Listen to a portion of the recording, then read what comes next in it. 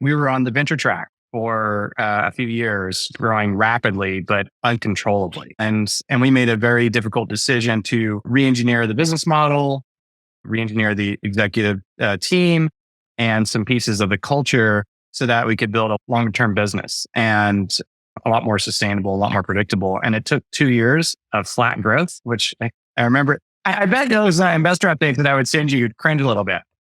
You're like, oh, now there's 0%. I didn't cringe. I'll tell you why. When you get these investor updates when times are tough, right, from founders, it's really interesting. It's really interesting because you look, do the founders still believe? To the extent you care about your investors, and your investors are not that important, right? They're just one constituency of many. There's customers or employees. But, and when you see a founder start to check out, even just a little bit, even just as a hint as an investor, I immediately quit. But when you get from Andy, it's I'm just fighting. But the fact that, for what it's worth to folks, that he never gave up, that energy, right? For what it's worth, if you want to keep employees, investors, and others on the journey, show that you are fighting as hard as ever. Because then, and anyone that cares will back you. No one will quit. There are founders I've quit on, but because they quit first. Welcome to this special edition of SaaStr Workshop Wednesday. I've got Andy Wilson here. And this is like a topic, selling your company to private equity, that I started writing about in SaaStr back in 2012, 2013, as these private equity firms, which Andy will share more about, started buying SaaS companies. I regretted selling just before this happened because when I was a SaaS CEO, frankly, there was between, say, selling your company for $100 million in an IPO, there were very few options. And then all of a sudden, private equity realized, hey, look, software businesses with 100% NRR, if they're not burning much, they're an annuity. They last for decades. And they came in and started buying companies. And last week, David Kellogg joined us, that many of Andy knows too. He's host analytics for several $100 million to a private equity firm. And then I think about a year ago, Andy, who reaccelerated the growth and sold it for hundreds of millions of dollars to a private equity firm that actually combined it with another complementary player that was even bigger to take these companies public together. And it was a great exit for the company. They bootstrapped the company the first 10 years, raised a couple rounds of venture capital, but never got crazy, never raised a unicorn round, and had not only a lucrative, but a very great outcome for having a private equity firm buy you. And there are actually hundreds of these PE firms. And so I asked Andy to share the learnings. And the title here is a little dramatic, but it's something I'm actually telling a lot of founders today, because in 2021, everyone was go broke or go home.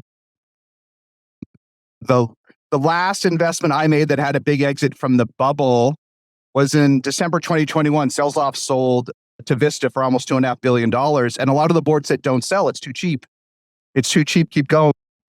Now today I'm telling folks, maybe slow it down a little bit. And most importantly, what I'm telling founders today is a lot of folks are growing faster than ever. It's good times in AI. It's good times in security. It's good times in vertical SaaS. Other folks have seen their growth slow since 2021. And instead of grouching about it on LinkedIn or complaining about it, and then I will shut up and Andy and I will discuss it, I'm telling folks, get yourself on what I call the PE track. And what is the private equity track? It's changed a little bit. This is how I summarized it. There's the IPO track. There's the never get anywhere track and never hit scale and slowly die track, the zombie track. You don't want to be in the zombie track. But there's one in the middle that's under discussed. If you can get to approaching 20 million ARR, and I want to hear Andy's thoughts on these until we dig in, 20 million ARR, you don't have to grow 100%. If you can grow approaching 30%, but importantly, not really be burning much. Doesn't want to buy a company that's burning $1 million a month. That's not their job. And generally speaking, if you have 100% NRR or higher, a lot of PE firms will view you as an annuity. If you have these 4 bullets and you're in a somewhat interesting space, like just enough that they can see an IPO or an exit for them coming. And so if you stay on this track, you can have a 9-figure exit without having necessarily kill yourself that you can't build a $500 million company growing 50%, because that's the IPO at the bar at the moment. We've only had 3 SaaS IPOs since 2021, Klaviyo, Rubrik, and OneStream. They're all growing 50% of 500 million AR, and it's not like easy. So talk about would you agree this is the PE track, Andy? Is this kind of what you saw and lived? Absolutely. The bar might be a little bit higher on the revenue, but the growth is right. Yeah. The burn, if you're cash flow positive, obviously that's going to be a big plus, but just having no burn is huge. And to your point about happy customers buying more, that's what they want, because PE firm is looking at how they can, further squeeze more dollars out of the company, and hopefully the right way. And if you've got happy customers buying more, then there's probably ways to optimize that for even higher growth. So yeah, I think that's right. So I think you went two waves. I had some PE firms take a pass at you in like 2021, and then they came back in 2023. Like, what was the process? How did this all work? Did they find you? Did you find them? What was the journey here? Yeah, it's just to backtrack a little bit further. We were on the venture track for a few years, growing rapidly but uncontrollably.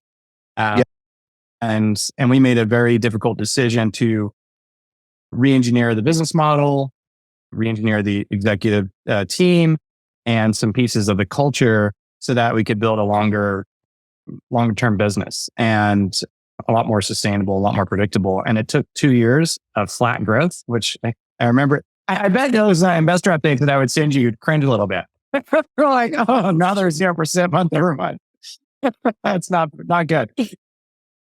All the while burning cash. I didn't cringe. I'll tell you why, but keep going. So 1 to 10 was very fast. 1 to 10 was very fast, right?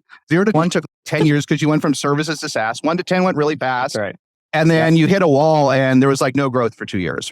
Yeah, it's no growth at all. But it was mainly by design, because we were re-engineering the entire business model, big pieces of the culture. So it was just really painful pill to swallow. But we came out of it and started to re-accelerate growth from 0. And by the time we sold, we were close to 40 million in revenue and growing at, I think at the time, maybe 40% every year, cash flow positive. Net dollar retention, I think, was around close to 110, somewhere around there.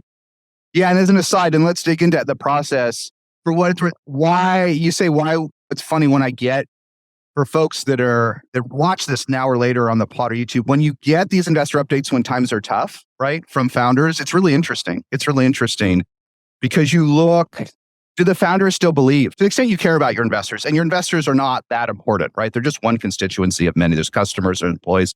But, and when you see a founder start to check out, even just a little bit, even just as a hint as an investor, I immediately quit. But when you get from Andy, I'm just fighting. I have 11 different types of SaaS models. I'm trying pay by the second, pay by the year. Andy would try more versions of the model. And look, on the one hand, I'm like, Andy, you're crazy. You can't change your pricing and business model every week. So that, in a sense, that was a flag. But the fact that, for what it's worth to folks, that he never gave up that energy, right? Even when maybe I wouldn't have done the transition the way he did if I were asked. Maybe I wouldn't have changed the management team. I wouldn't have made some of the decisions he made. So what? On the long journey. But for what it's worth, if you want to keep employees, investors, and others on the journey, show that you are fighting as hard as ever. Because then, and anyone that cares will back you. No one will quit. And I've been investing since 2012, 2013. There are founders I've quit on, but because they quit first. Yeah. Like, I always thought you would create some sort of win out of this. I just maybe thought there was a lot of ping-ponging, but never had any doubts. Not even 1% doubt, for what it's worth. Folks. That's awesome. So, drag the team. If you don't believe 110%, no one's going to believe in the tougher times. That's right. 100%. No one. You got to lead by example. And my family motto, I grew up in a military family, and my dad I think he said, never give up 10 times a day. Yeah. So it's just ingrained into my psychology. And that was I even have it tattooed on my arm. Yeah. So you got to have that. And if you've got that and you've burned the boat, so to speak, you have no backup plan, that's all you can do. Just stuff. Yeah.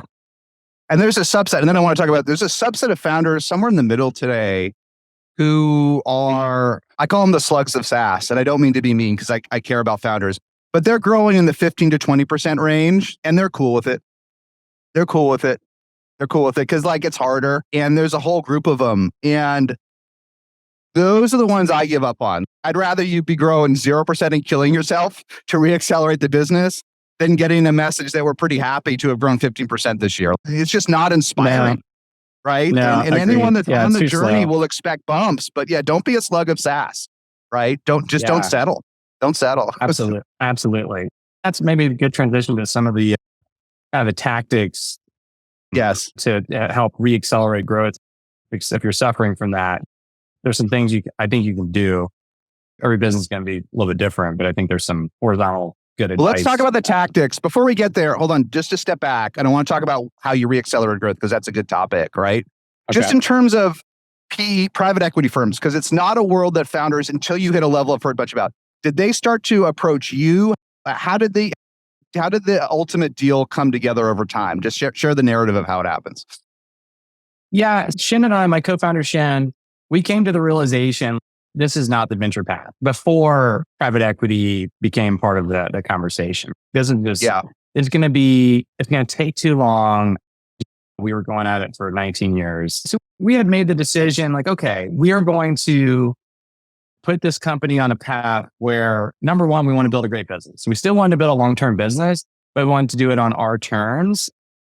And at the same time, position ourselves for optionality to sell the company to a strategic. So we had made that decision before private equity came about.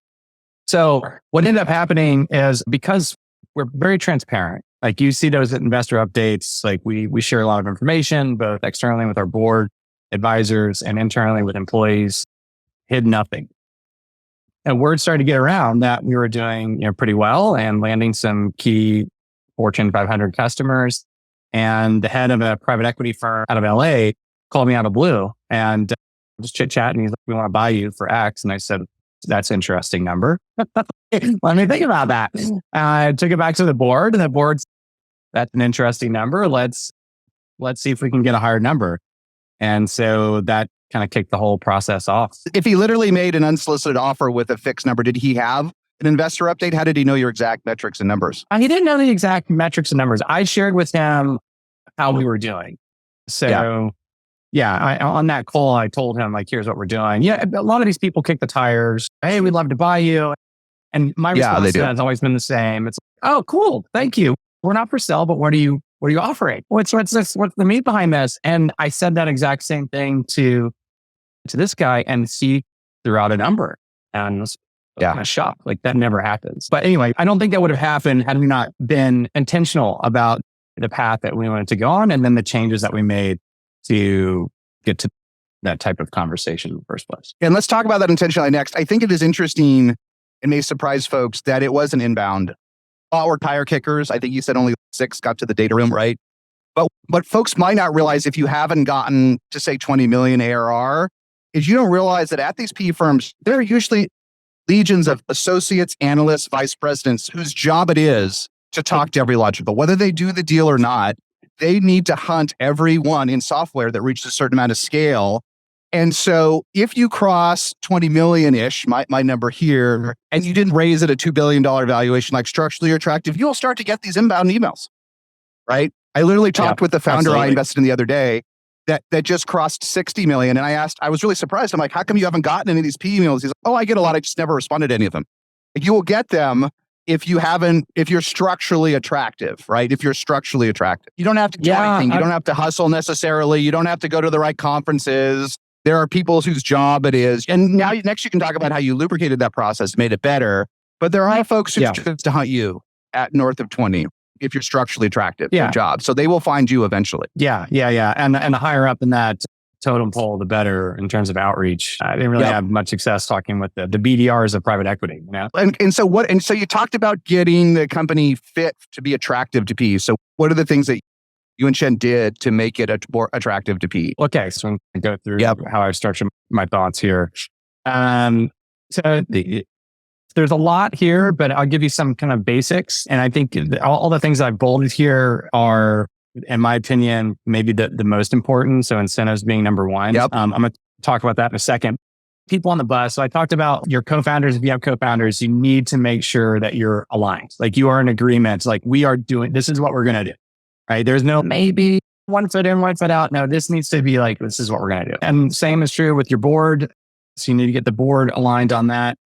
I would withhold talking with anybody other than that on like your executive team, because you might not have the right people on the bus on the executive team. I'm not going to go into details about the people that you have in particular, but if you have somebody that's they're hoping for the IPO, or that's what they're built for, and that's no longer on the table, then you probably need to get them off the bus. Some obvious things: start reverse engineering your mind as a PE firm. And okay, what would a PE firm, if they bought me today, what would they do to my company? And so if you have a lot of nice to have hires, you're going to want to trim that and really get down to basics. The one thing that I think you absolutely need to have on your team is a finance whiz. Somebody who is just like a freak in the sheets, like they can just manipulate a spreadsheet like you wouldn't believe, preferably has come from a banking background and has been a part of these types of deals, whether that's a mid-market bank or a large bank, it doesn't particularly matter. And somebody who's going to work and burn them midnight oil, because that's what's going to happen. Like when you go fast forward and you get into the whole deal process, there will be many weekends and late nights where you're responding to a flood of random due diligence requests, and most of them are finance related. Much more than you'd expect from a VC, right? Much more, like an order of magnitude way more, detail, right? Oh yeah. Orders of magnitude more. Almost and there's a lot that makes no sense. This business is not that complicated, guys, but it's overwhelming, the scale of financial due diligence, right? Yeah. It's so demanding. Yeah. It's just, it is. So that's I think a critical hire. We had a VP of finance that had that background, and it worked out great. Like it was very smooth, very organized. We could talk about later, but that person ends up running point on the data room and pretty much every due diligence request, because the vast majority of them are going to be financially related. Yeah. Want to talk about incentives or cash? Incentives. Okay. Show me the incentive and I'll show you the outcome. I think it's a famous Charlie Munger quote, or Warren Buffett, one of those sages of incentive structure. This turned out to be maybe the most important thing. Like the more I reflect on how did we go from 0% to close to 40%, and adding tens of millions, not logicals beyond that. How do we do that? It was the incentive structure that we created. That's, I think, the majority of impact. And so I'll tell you what we did. And your results will vary, but we got rid of annual plans. Annual planning to us became silly. It's like, this just doesn't make any sense. You're not that good at predicting on such a small base. So we went to quarterly plans, and we built a bonus structure that was available to all executives, all managers, all directors, and some ICs. It was a company pot that if we hit our quarterly revenue and cash targets, then everybody got a bonus paid that quarter, because you have to focus on the short term. Like that's the path that you're on. You're no longer on this, we're going to go IPO in number of years from now. You need to focus on the short term. And so condensing your goals into these quarter chunks can be pretty impactful. And I said, and you have to have both, and you have to have the revenue goals and the cash goals. So if we didn't hit our cash goal, but we hit the revenue goal, sorry, nobody gets the bonus. Not going to happen. So that was huge. And those percentages are based on, so that the bonus percentages were an annual basis, but we would carve it up quarterly. And there were accelerators too, unlimited upside if we blew it out of the water. But again, both of them had to hit. And so the higher up you are in the organization, the higher percentage of your salary, the bonus. So our executives were getting about 30 to 40% of their salary as a potential bonus pool. And then managers would go all the way, ratchet down to like 15%, somewhere around there. Interesting. I like that. First of all, a material incentive. 40% is a lot, right? Move away from the visionary stuff for the year. Let's align with what's going to matter, which is a cash efficient business that's growing very repeatably. Repeatedly, right? It wasn't even P. I remember when we were getting acquired by Adobe the month before, like we were growing always in the mid 6% per month at 10 million. Okay. So doubling. The one month before we were like 5.8, and someone freaked out for development team. They're like, we have to stop this acquisition. And to his credit, the SVP was like, it's 1 month. Let's average the last 12. But and that wasn't even for PE, just 1 month dropping below 6% growth at double digit revenue, they freaked out. And PE is going to be just as sensitive, right? So you got to align the Yep. team and on cash, right? On all, but the 40% is enough to get people's attention, right? Yeah, Don't let of it course. slide. You got Don't to let get that them deal. motivated. The deals always slide to next quarter, but not in this plan. Yeah. And the cash component, like that constraint really changed the culture. Like we went from, okay, let's hire this person to, do we really want to do that? You get religion pretty quickly. I don't think it's all good because I suspect when you move to that mode, you do sacrifice medium and long-term marketing, right? By its nature. And you sacrifice, but I don't know that it's bad because you're in this mode, right? You're in this mode, right? But it's hard to invest in something with a 14-month payback, isn't it? If you're on a quarterly plan. That's true. It's amazing what happens though. So all of a sudden, our sales reps are getting prepaid deals. Some of them are getting for sure deals paid up front. They'll get prepaid deals up the wazoo if you tie to cash, right? Yeah, exactly. This is great learning for P. If you're going long, there are downsides to pushing for cash. You will break some customers. You will break some relationships, right? I don't think it all has some trade. In my experience, I'm not saying it's not the right trade-offs, but sometimes you had 11 different payment programs. They don't all need to be prepaid, right? I had 2, by the way. Okay, 2. Pay-as-you-go and subscription. That's it. You're right. Yeah. Anyway, yeah. But this is a great story. Align everything on the quarter, right? Cash comes in, everything. Expenditures are aligned on it, right? Think like a P firm. Yeah, exactly. And we would, every week, like it was the drumbeat, every all hands, like this is how we're doing. Here's how we're tracking. Yeah. Everybody knew what was going on. And we did workshops on like how to save more cash. There was a lot. Once you get focused on those 2 things, it's okay, how is this going to help us grow revenue? How is this going to help us grow our cash balance? Pretty simple. The last thing there is just, as ZBB stands for zero-based budgeting. This is, again, more tactical. I encourage any company on whatever path, but do this every 6 months, right? We never had in the company set budgets. We never did it. We always looked at it from bottoms up. Okay, is this really justified? And then once we got on this path, we standardized it to do it pretty much every 6 months, where we would work bottoms up and we would look at every expense. I didn't even make a cutoff for $5. We're going to look at every single thing because it didn't take much time. Like you just have a finance whiz organize it for you and categorize it. And then you can look at it top down in buckets, and then you can go bottoms up and you start cutting. And it's pretty magical how much money you can save when you do this. Stuff creeps up. This is morale. Yeah, because you go from, we're going IPO to now we're going to be ringing the bell. They're like, okay, we're going to make a more sustainable business and everybody's going to benefit. And here's how. This is tough. This is really tough, especially if you got changes on the bus, right? Like I had to replace pretty much my entire executive team, whole sales team. I had to replace that except for one guy. That was tough. That was tough for morale. But I'll tell you what I did to keep that morale going. And it all comes from customers, I think in general, customers' empathy, because if you genuinely care about your customers, you're going to have empathy for them. And empathy ultimately leads to urgency. And we just over-rotated on customer engagement across the whole company. So we made contests on like how many customers you talked to today or this week. We would get engineers embedded in a almost Palantir-like model with a customer, where they were working with them side by side to understand what their true problem was and then come back with a solution. That also helped with the third part here is increasing product velocity is possible.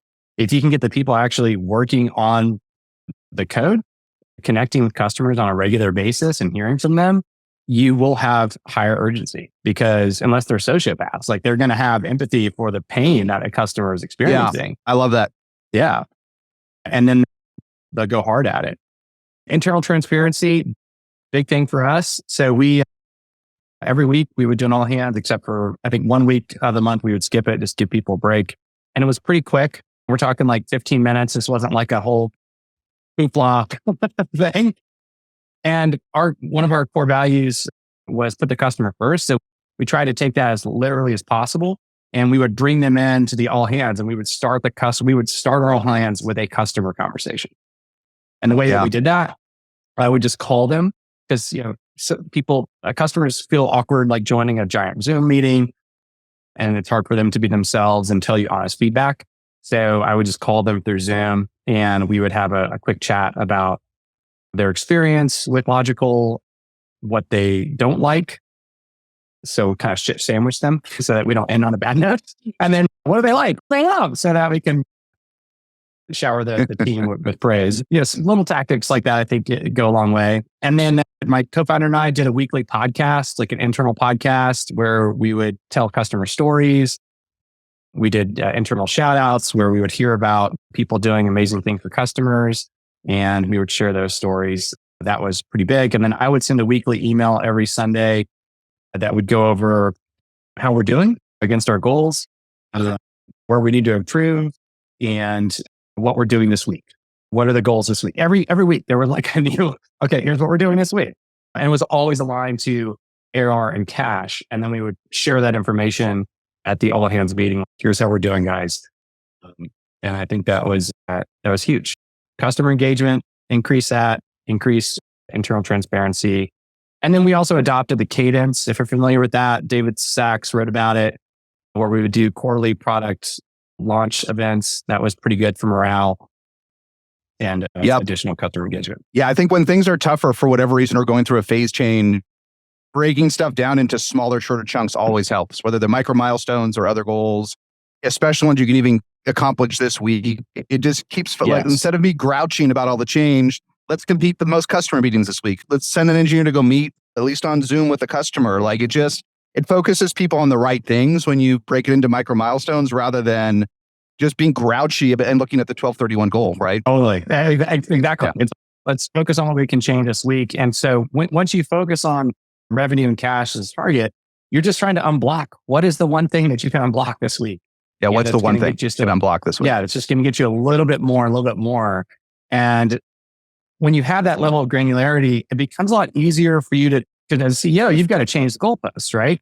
But you don't want to go too far out.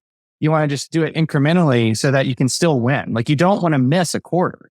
Like, that's not good, especially when you're on the PE path. If you miss a quarter or a month, to your earlier point, like all hell breaks loose. Last thing I forgot to mention on the zero-based budgeting, another thing that we did is we incentivized the finance team on a DSO target. So days sales outstanding is a critical metric for finance. And so ours was outrageous at one point. It was like well over 100, and we got it down to 30. That was the goal. Every week it was like, how can we bring this down? Yeah, I like that. In the earlier stages, I just love to track collections over MRR, but ultimately DSO is how it gets done. But I love to see you collecting more than your MRR each month in cash.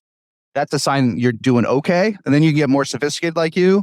But I see so many folks who it's the opposite, right? The cash collected is below the MRR and you just broke it.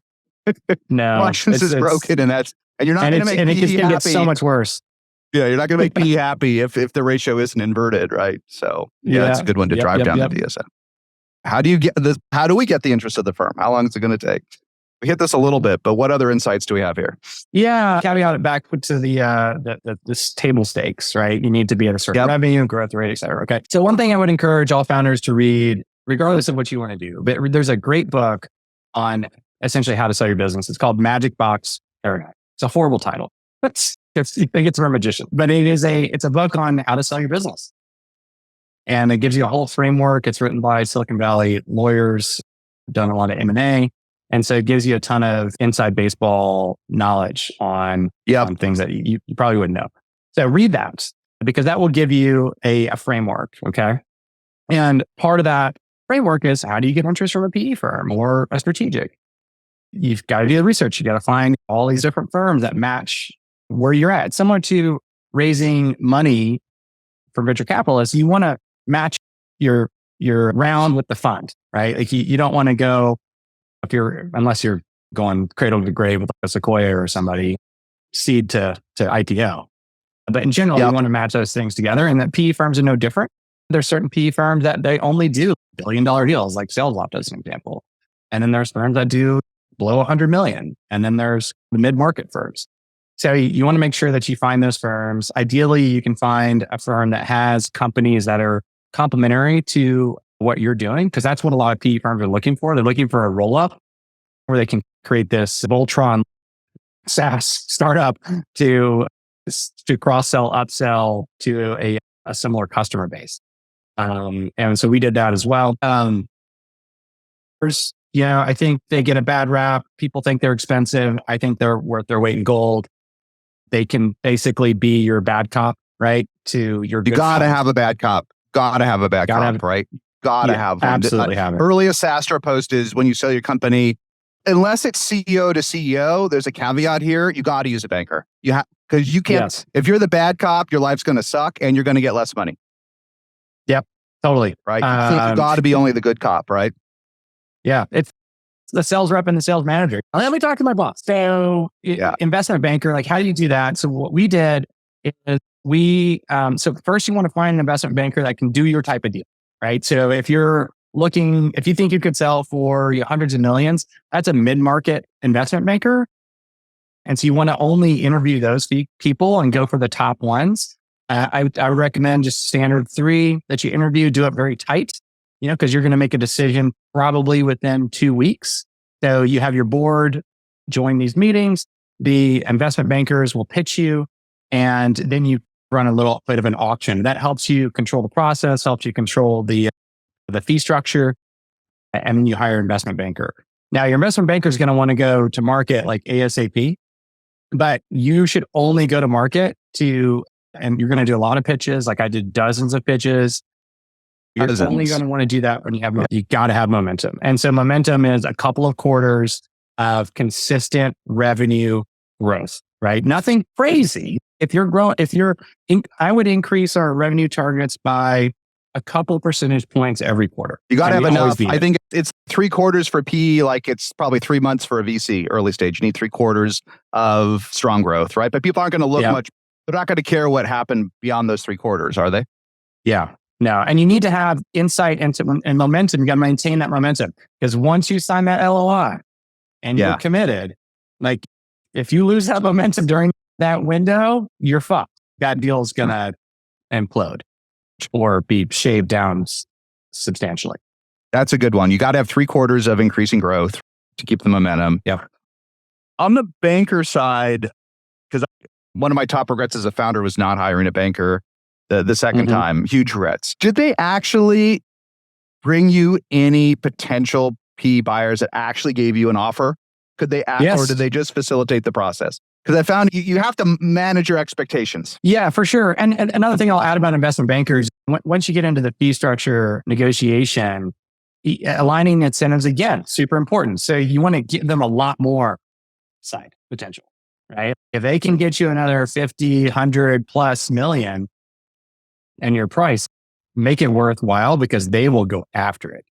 And so we structured that pretty well for us. So yeah, we got 4 offers out of that. So that was great because that applied pressure on the one we ultimately went with. But did you ultimately go with, so we all can learn from this investment banking process? You got 4 offers. They generated 3 and you generated 1? Yeah, that's right. That's pretty good. But the one you got yourself kicked off the process. That's right. Yep. It sounds like you created the catalyst and they went out and got you 3 more offers, which is their job. It's harder for them to get you the one, in my experience. Like it's hard to hire an investment bank and say, I got no one that wants to buy me.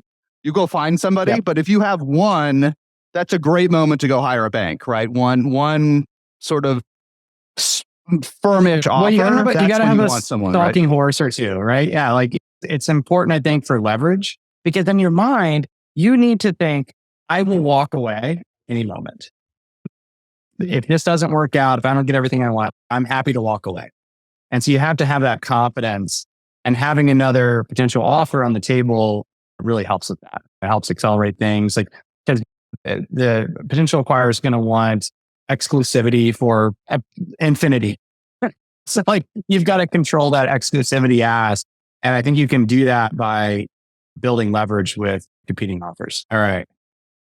So we can talk a little bit about the timeline. The timeline for us was roughly 90 days from signing LOI to closing. There's a couple of extensions on exclusivity that were annoying. But once you sign that LOI, your leverage is gone. If you're not doing anything, we should talk a little bit about that. So LOI. Yeah, this is a top mistake that founders make that do it the first time. Not that you get to do this that many times in your life, but people are all friendly, right? There's tough questions, a lot of data, everyone's friendly, but anything you don't get on that LOI, it's like mission impossible to get anything added. And then people will also pick at you. Like, hopefully not your sponsor, but people will start to pick at those terms. If there's some way they can carve a few million out of, there was something in the Adobe deal that I missed on how our deferred revenue worked. And like my champion was like, it's fine. And the corporate development at the end said, you got to knock $1.5 million off the price because you have that much left of deferred revenue. And I'm like, what am I going to do? I'm like, I'm happy to walk away. And they're like, you signed it. You signed it. I'm like, I don't want to join a company where you're going to knock $1.5 million off this price. It doesn't matter to Adobe, right? It's not going to change the course of your business. You're never going to remember, but you're fundamentally damaging your relationship with me. I said to them, don't do this because you'll never know. It's not like I kept all of the 1.5. I only had my portion. I'm like, don't do this. You're breaking the relationship. We're doing it anyway. Yeah. But it was a terrible story, but it's a reminder. Once you sign that, it only gets worse. Like you can't add anything to that. Exactly. So that's obsessed, like truly obsessed over this. Talk to founders that have been through it and learn from, I talked to Jason. Jason, what would you do differently? You gave me some great ideas. Like I gave you some good tips. Yeah. The employee pool for cash. Yeah. Like that was huge. Yeah. Which is another thing. If you end up signing one of these, make sure everybody makes money. Even somebody that you just hired a week ago, make sure they make some money. It is at the end of the day, it's peanuts. So we ended up carving out, I think, 1% of the purchase price as a pool. And then we built a structure based on longevity. And then we had a separate pool for just impact players, people that we just want to give a ton of money to. Yep. So obsess over the LOI, put everything that you want in there. That's your wish list. Put everything that you want, because after you sign that, it does not change. It's the term sheet, essentially. The other things that will help you get this done much faster. Yeah, back to having a finance whiz on your team. Get your shit in order. Like all of your data is probably all over the place, just a complete and utter mess, right? Your sales contracts are probably all over the place. You've got to proactively get all that stuff organized and ready to go. Ask your VCs for a typical due diligence checklist that they've had for previous companies that they've sold, and they'll happily give it to you. And you'll be shocked at how absurd it is. Like it is really ridiculous. But you can get the vast majority of that information done before you even sign the LOI and have it good to go. It's a good operational exercise. It makes you better in a number of ways. But getting that set up, we use Box to get the data room set up. It's pretty easy to do. And then the last thing is beat the revenue forecast. Under promise and over deliver. Yeah. And that'll also help your leverage. Yeah, it's a good one to end on this. Like, your growth doesn't have to be epic for PE to write you a good check, right? But you got to beat the forecast. You got to have momentum, right? You got, whether you're growing 30% or 40%, you don't have to be 100, but make sure engineer whatever. I love this quarterly everything. Make sure it's 30, 31, 31.5, 31.8. Don't let it dip even a smidge, even a hint. It's just going to create, people are reading tea leaves, they're making a bet, and any deceleration, even if it's a hint, is going to freak people out. Yep. Almost every day after we sign the LOI, how's the quarter looking?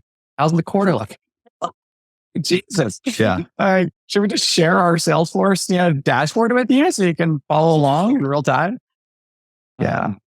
But it is. I think it's because if you do screw up and you signed it, it's not the end of the world, but you're probably going to get worse terms and maybe a lower price. So it matters. All right. I love this. So re-accelerate growth. You had to completely rebuild your management team, lost almost the entire sales team. That could be a whole session. And move to quarterly metrics and nail them, including cash, and get the incentives aligned on it. Don't miss whatever you do, miss no quarter. Hire a bank. I agree 100%. You had a better experience than I've had. You actually got 3 other offers, although I haven't done PE. Even if you don't, just having a bad guy to deal with your offer, you'll make more money and you'll have less stress, right? They increase the price by more than 10%. Even if they don't increase the top line price, they may make the holdbacks better. They may make the time. They can argue it's hard for you when they say, Andy, we just want you to stay 8 years after the deal. We love you. And you don't really want to stay 8 years.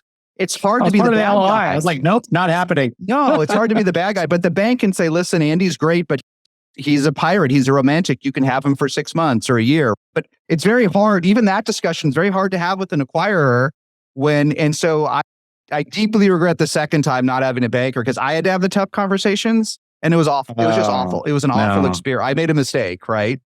And I tried to the bad cop. Yeah. Yeah. I think if listen, if Mark Zuckerberg calls you up and does the deal himself, this is the other learning. Don't bring in a banker. Actually, I have seen, I want to get questions. Pointless. I actually have seen several deals broken where the CEO reached out and they knew each other, right? Hey, Andy, we've been competitors or partners. I'll give you 200 million. And you say no. And then he says, I'll give you 240. Like, you got to just agree when it's CEO to CEO. You can't hire a banker. You can't go to 28 rounds. You can't do what a corporate development team can do or PE firm. That's my one asterisk and dagger. If the CEO reaches out to you and you know her or him, and it's a great offer, ask for a little more, but then shit or get off the can. Yeah. Because when the CEO is putting all of their juice directly, when Mark Zuckerberg came in to WhatsApp and Instagram, if you trust this 10% of the company, you got to maintain that trust at the CEO level, right? Yeah. Yeah. If you trust that person, I think that's totally correct. Yeah. And you save some money too. Investment bankers are expensive. No, I still say pay them. I still say it's worth it, but I agree. If you hire one, it's worth it. When the CEO reaches out to you personally, directly, and you've met them, they don't want to work through a third party. They will if they have to, if it's a must buy. There are situations where it makes sense. But if they don't have to buy you, if it's elective, but yeah, we love Logikcull, but there's other players. Don't blow it when the CEO puts their own juice for you. Pick up the phone, talk to them, have an honest conversation, ask for 20% more, maybe more, but then call it a day, right? And just be kind. Don't be greedy. I saw one deal where the company was in this box and the CEO reached out and said they'd buy them for over 200 million. The company today is worth zero. And they hired a bank and the bank pushed it. And the CEO just couldn't take it anymore and just bought a worse competitor for 100 million, but just needed to get it done. Yeah. And a bank didn't know. A bank just kept doing it and pushing. I'm like, guys, this isn't that great a company. Like, this was actually an accidental investment. That's my only one. I love, this is a great summary. Yeah. So everybody, this was great. Andy, thanks for joining this. This was another great Workshop Wednesday. If folks missed any of it or whatnot, it'll be edited and on our pod and SaaStr and everything else pretty soon. Thanks, man. This was super terrific. Really appreciate it. Yeah. Happy to be here. Thanks, Jason. Bye.